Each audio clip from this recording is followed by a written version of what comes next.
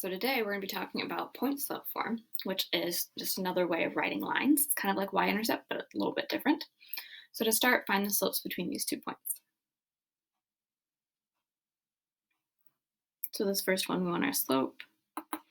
Here's our y2, y1, x2, x1. So you'll have 8 minus 1 over negative 3 minus 4. And we get 7 over negative 7, which is negative 1 again. Over here, negative 12 minus 6 over 4 minus negative 2, so that becomes positive.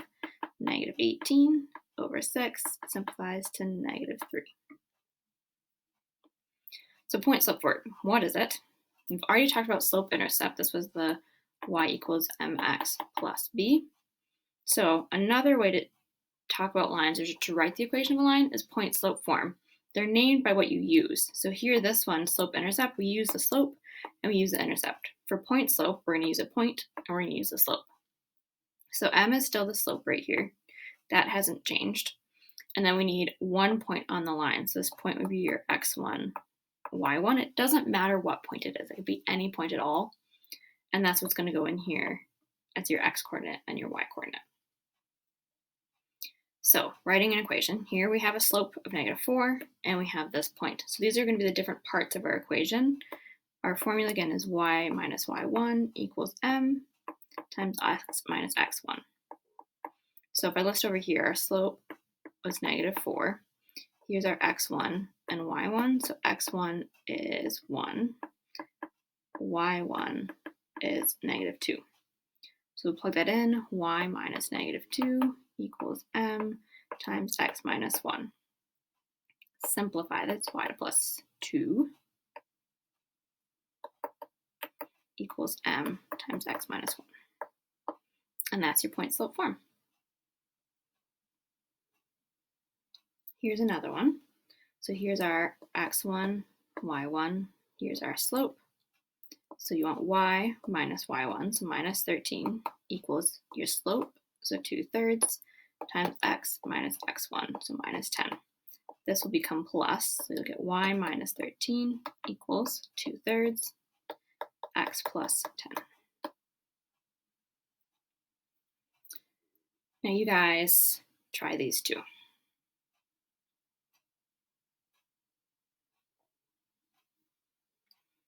Here's the slope, x1, y1, slope, x1, y1.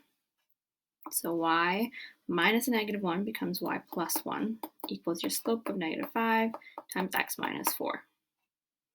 Here we have y minus 3 equals 1 times x minus 1.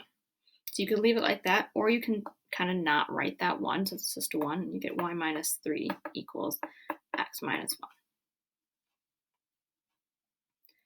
All right, so how do we write it from the graph?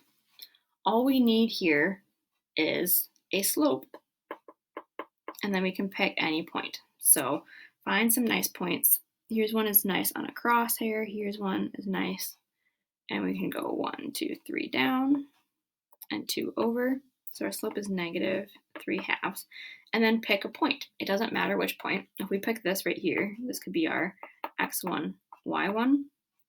So this is at negative 1 in the x and 0 in the y. You could also pick this point. You could pick any point you want. It doesn't matter. So here we can do y minus 0 equals negative 3/2 times x plus 1. And you could get rid of this 0 if you want to. Here's another one. So find some nice points on here. Here's a nice point. Here's a nice point. We can go 1, 2, 3, 4. Oh, I went way too far. Try that again. 1, 2, 3, and then 1, 2, 3, 4. So 4 over, negative 3 down. So minus 3/4. Pick a point, whatever point you want. If we pick this one, we're at 1 and 5. So 1, 5. And then write that out. So y minus 5 equals negative 3/4 times x minus 1. So you guys try this one on your own.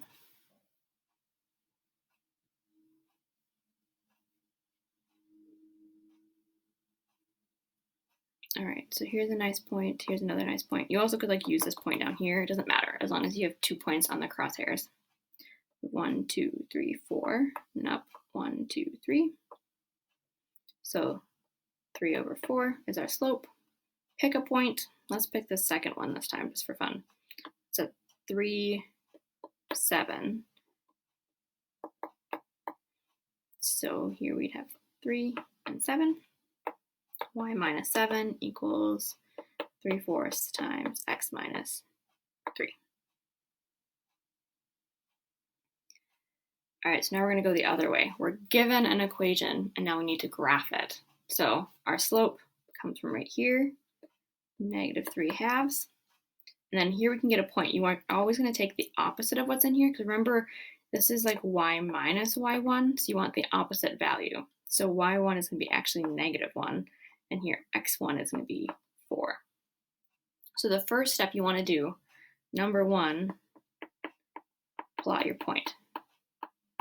So we have the point there, x1, y1. So we have a point here for -1. Start with that. So we go 1, 2, 3, 4, down 1, and that's our point you start with. And then second step, you use your slope like we did before. So you don't even need to write it in y-intercept form. You're just going to use your point and your slope. Here we're going to go down 3 over 2, down 3 over 2, down 3 over 2, then up 3 over 2, up 3 over 2, up 3 over 2, until we run out of space, and then graph your line. And there we go. So you try on these two, and then we'll talk through them.